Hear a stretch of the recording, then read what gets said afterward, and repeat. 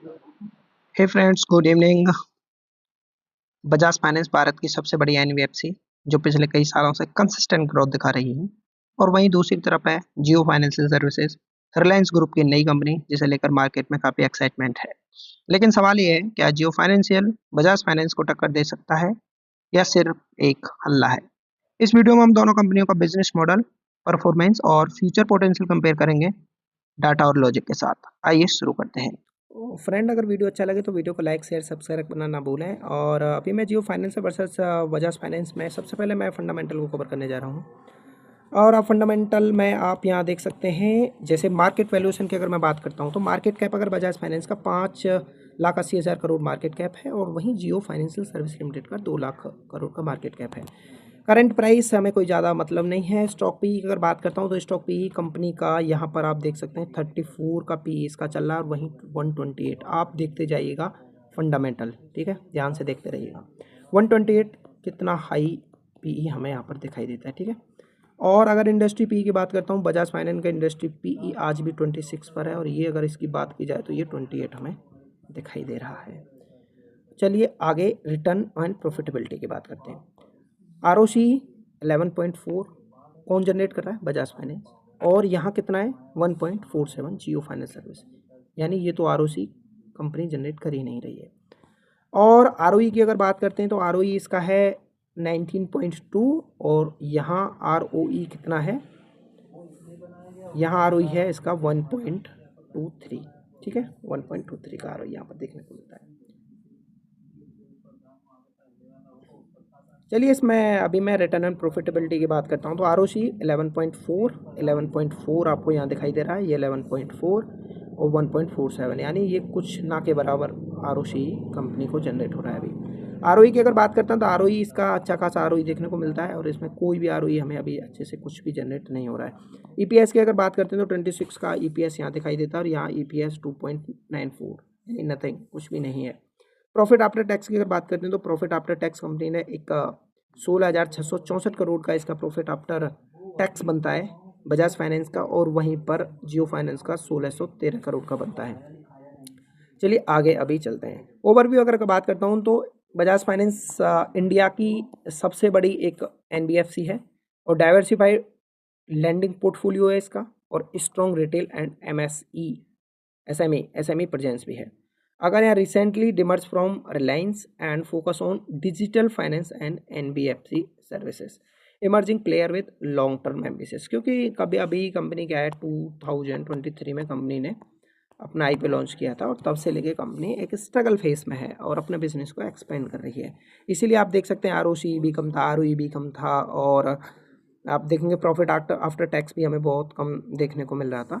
तो जस्ट अभी एक शुरुआत है, आगे आगे देखते हैं कि क्या होता है। चलिए बजाज फाइनेंस की अगर मैं लोन बुक की बात करता हूँ तो एक हैवी लोन बुक हमें यहाँ पर दिखाई देती है। 3,73,000 करोड़ की हमें लोन बुक बजाज फाइनेंस के पास है। ईयर ऑन ग्रोथ 29% देखने को मिलती है। न्यू लोन बुक क्वार्टरली अगर देखा जाए 9.69 मिलियन की लोन बुक है इनके पास में।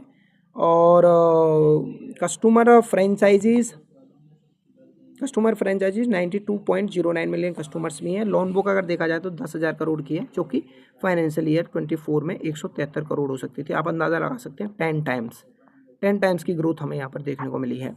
मंथली एक्टिव यूजर्स की अगर बात करें 8 मिलियन यूजर्स इनके भी हैं, ऑन जियो फाइनेंस और माई जियो से हैं।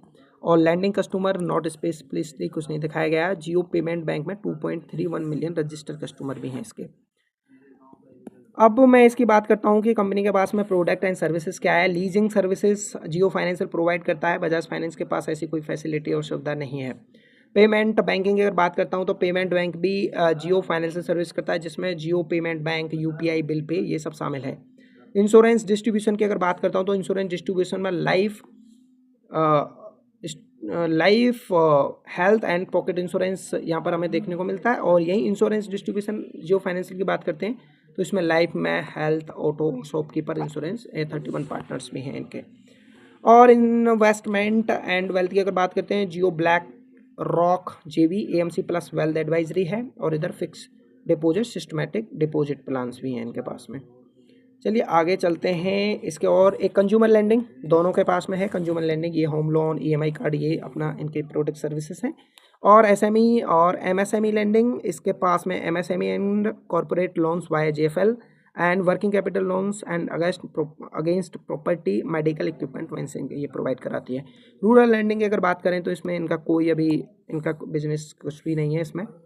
और tractor loans, microphones, rural, consumer durable ये यहाँ पर जियो फाइनेंस ये बजाज फाइनेंस प्रोवाइड कराता है।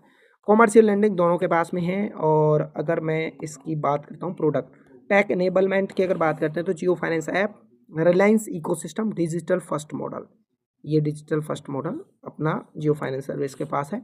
ईएमआई कार्ड इनोवेशन इनका है, ऐप बेस्ड है, फ्लैक्सी लोन जर्नी भी है। रेगुलेटरी स्टेटस की बात करते हैं तो कंपनी आरबीआई अप्रूव हो गई थी जुलाई 2024 में, और वहीं ये आरबीआई रजिस्टर्ड एनबीएफसी भी है। अगर मैं बात करता हूँ जियो फाइनेंशियल फ्यूचर ओरिएंटेड है, टेक हैवी है एंड हाई ग्रोथ पोटेंशियल हमें जियो फाइनेंस में देखने को मिलता है, क्योंकि इसका मैनेजमेंट बहुत ज़्यादा स्ट्रॉन्ग है और ये कंपनी फ्यूचर में अच्छा कर सकती है। क्योंकि अगर मैं इसके कनकॉल और इसके मैं अभी कनकॉल और इसके मैं एनुअल रिपोर्ट के मैं जैसे ही मैंने स्टडी की तो उसमें मैंने देखा कि इनका फ्यूचर प्लान बहुत अच्छा है, वो मैं आगे डिस्कस करने जा रहा हूँ।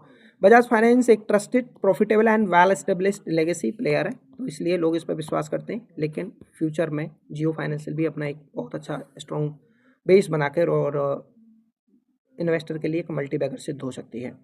चलिए आगे अगर बात करते हैं तो ये क्या एग्जीक्यूटिंग जैसे है कि Jio financial service execute broad based digital first financial service strategy leveraging the Reliance ecosystem for rapid scale.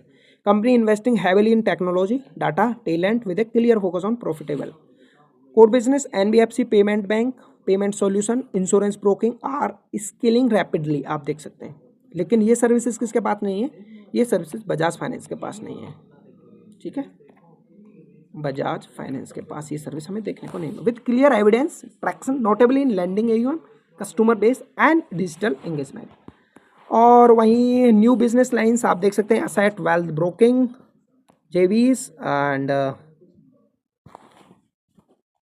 Regulatory approval and team build out representing significant optionality and management is confident. ये line तो पढ़ी है, ये most important line. Management is confident and forward looking with no material headwinds highlighted aside from natural growing pains of scale.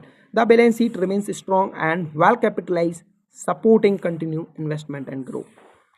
ये था इसका एक future plan. और कंक्लूजन की अगर बात करते हैं, अब कंक्लूजन में पहले भी थोड़ा सा डिस्कस हो चुका है। इसका क्या है कि एक mature business with strong fundamental and higher growth, return and profitability Bajaj finance के पास है। वहीं अगर जियो फाइनेंस की बात करता हूँ, इन अर्ली ग्रोथ स्टेज है with potential and needs time to justify current valuation.